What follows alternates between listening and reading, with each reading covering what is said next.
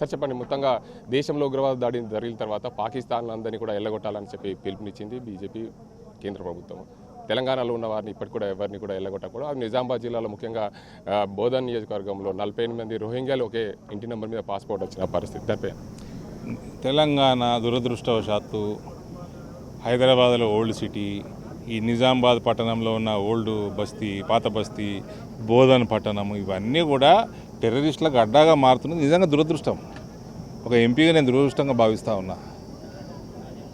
ఇక్కడ అడ్డాగా మారుస్తుంది కారణం కేసీఆర్ ప్రభుత్వం, 100% కేసీఆర్ ప్రభుత్వం. దాన్ని కొనసాగిస్తున్నది కాంగ్రెస్ ప్రభుత్వం.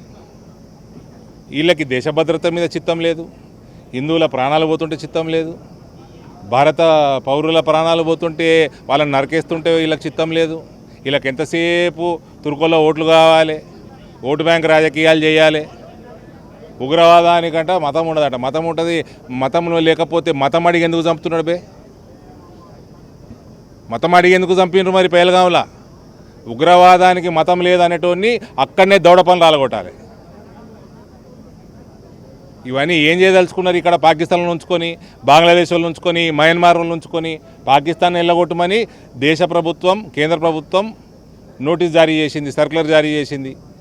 బంగ్లాదేశ్లో, మయన్మార్లో కూడా భారతీయ జనతా పార్టీ ప్రభుత్వాలు ఉన్న రాష్ట్రాలు వెళ్ళగొడుతున్నాయి. మహారాష్ట్ర వెళ్ళగొడుతున్నారు పట్టి, గుజరాత్ వెళ్ళగొడుతున్నారు, ఉత్తరప్రదేశ్ వెళ్ళగొడుతున్నారు, ఢిల్లీలో వెళ్ళగొడుతున్నారు. ఢిల్లీలో అయితే ఆడ బంగ్లాదేశ్కి వెళ్ళి వచ్చినోడు కాలనీ జేసీబీ నడిపించేసి ధ్వంసం చేసేసిండ్రు. ఇదేమైనా గెస్ట్ హౌసా భారతదేశం?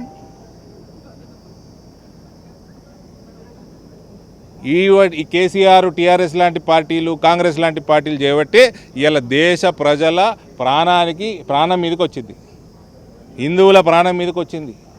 ఇప్పుడు కూడా మనము ఈ రకమైన కాంగ్రెస్ ప్రభుత్వాలని మనం నమ్ముకుంటే రేపటి నాడు వచ్చే తరాలు మనం క్షమించవు.